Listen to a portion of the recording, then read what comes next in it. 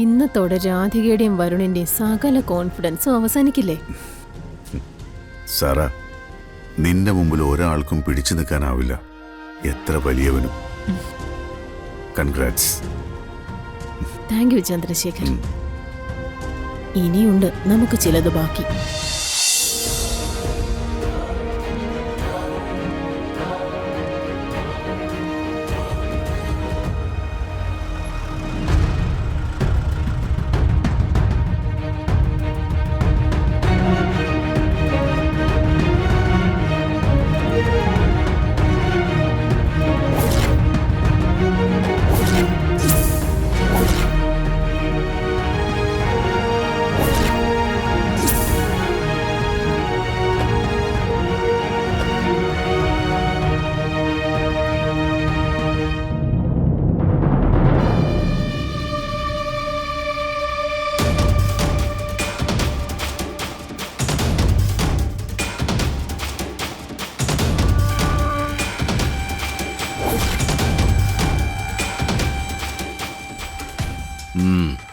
എന്താ സംഭവം?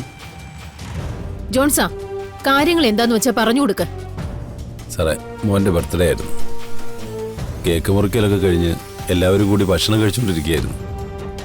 കഴിച്ചുകൊണ്ടിരുന്ന പിള്ളേര് ഛർദ്ദിച്ചു. ഫുഡിന് എന്തോ കുഴപ്പമുണ്ട് സാറേ. ആരാ ഫുഡിന്റെ ആള്?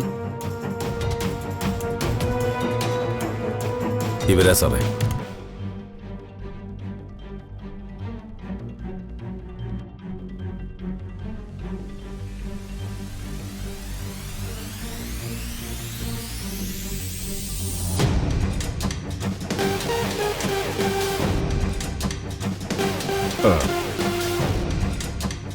ഫുഡിന്റെ ആളുകളോ? നിങ്ങളോ?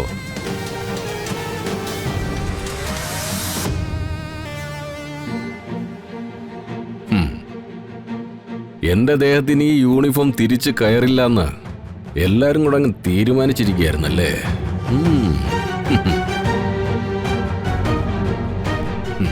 പക്ഷേ ഞാൻ വീണ്ടും ഈ യൂണിഫോം എടുത്തിട്ടു. അതിന്റെ അർത്ഥം എനിക്ക് ചെയ്തു തീർക്കാൻ എന്തൊക്കെയോ ബാക്കിയുണ്ടെന്നാണ്.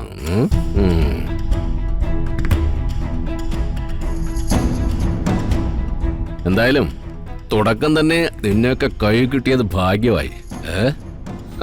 സർ, എന്തെങ്കിലും ഒന്ന് ചെയ്യണം സർ. ഇതൊരർത്ഥത്തിൽ കൊലപാതക ശ്രമം തന്നെയല്ലേ? ഇത്രയും കുടുംബാംഗങ്ങളുടെ സന്തോഷ ഇവരൊരു നിമിഷം കൊണ്ട് ഇല്ലാതാക്കിയത്. ഇവരെയൊക്കെ വളരാൻ വിട്ടുകൊടുത്താലേ അവസാനം നാട് തന്നെ ഇല്ലാതാവും സർ. നീതി നിയമമൊക്കെ കൃത്യമായിട്ട് നടക്കണം എന്ന് ആഗ്രഹിക്കുന്ന രണ്ടുപേരായവര്. അപ്പൊ പിന്നെ ഇവരുടെ ഭാഗത്ത് നിന്നൊരു വീഴ്ച വന്നാൽ അത് കൃത്യമായിട്ട് ഇവര് നോക്കില്ലേ?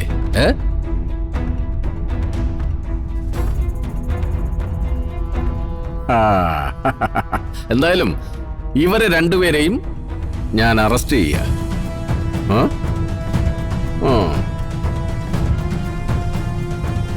അയ്യോ,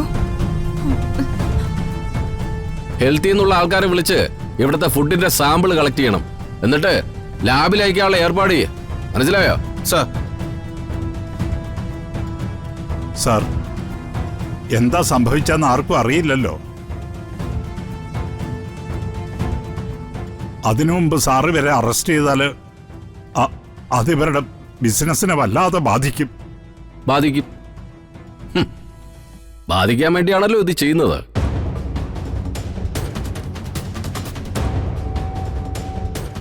അല്ലാതെ തന്റെ മോനെയും മരുമോളെയും ഈ നാട് മുഴുവൻ വിഷം വിളമ്പാൻ ഞാൻ അഴിച്ചുവിടണോ? ദേ നോക്ക്, ആളുകളെ സേവിക്കാനാ ഞാൻ ഈ കാക്കിയിടുന്നത്, അല്ലാതെ നിങ്ങൾ പറയുന്നത് കേട്ട് നിയമം നടത്താനല്ല. രണ്ടിനെ പിടിച്ച് വണ്ടി കയറ്റേ. എന്തോടാ കാണിക്കുന്നത്? ഇത്രയൊക്കെ കാണിച്ചു കൂട്ടിയിട്ട് ആൾക്കാരെ കൊല്ലാനുള്ള ഏർപ്പാട് ചെയ്തിട്ട് നീ ഇവിടുന്ന് കൊതറുന്നു. അടിച്ചുരുട്ടി ഒതുക്കിക്കളയും ഞാൻ രണ്ടിനെയും. കാണിച്ചു തരാം. അവിടെ കയറ്റ്. അയ്യോ,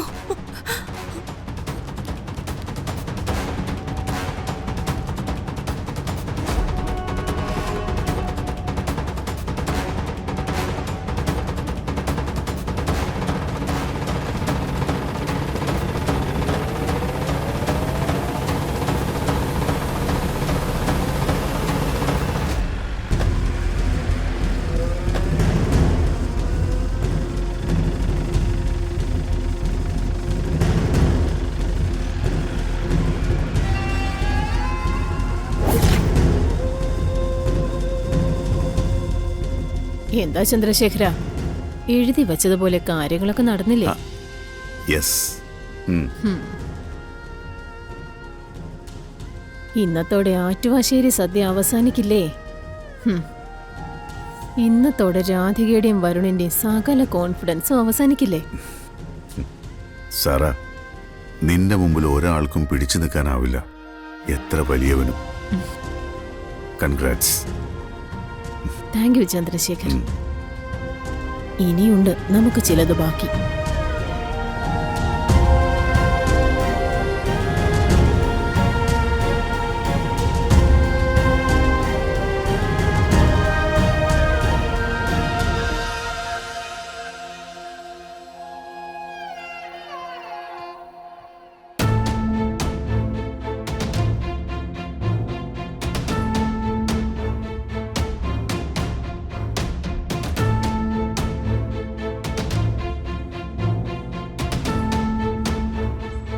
എന്താ പറ്റിയേ?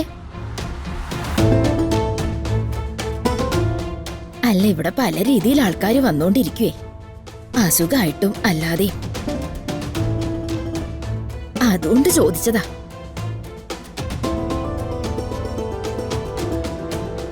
പേരെന്താ?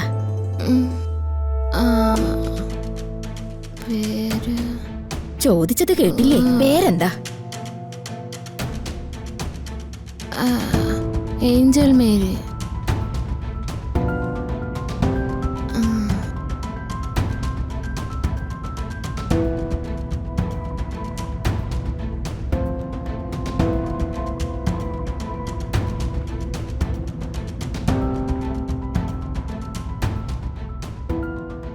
ഞാൻ പറഞ്ഞാലും ഓർമ്മയുണ്ടല്ലോ സാർ.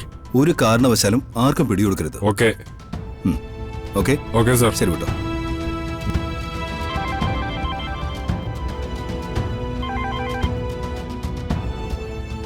ആ പറയൂ ഓർമ്മളെ. മിസ്റ്റർ ബെഞ്ചമിൻ, നിങ്ങളും മിടുക്കനാണല്ലോ. എന്തു പറ്റി? അല്പം മുൻപ് നിങ്ങളുടെ പേഷ്യന്റിനോട് ഒരു അന്തേവാസി പേര് ചോദിച്ചു. പറഞ്ഞ മറുപടി എന്താണെന്നറിയണോ? Angel Mary. അവര് തന്നെ പറഞ്ഞോ? അതല്ലേ ഞാൻ പറഞ്ഞത്. അതായത് നിങ്ങൾ ഇതുവരെ ചെയ്ത എല്ലാ കാര്യങ്ങളും ഫലിച്ചു.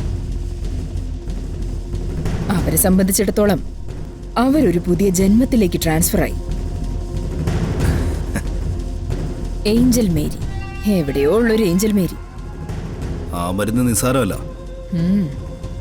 കുറച്ച് നാളുകൂടി കണ്ടിന്യൂ ചെയ്താ പിന്നെ ലോകത്തുള്ള ഏത് മനോരോഗ വിദഗ്ധം വിചാരിച്ചാലും ശ്യാമയുടെ പൂർണ്ണ ജന്മം ആർക്കും മുൻപിലും വെളിപ്പെടില്ല. ദാറ്റ് മീൻസ് ശ്യാമ എന്നേക്കുമായി അവസാനിച്ചു.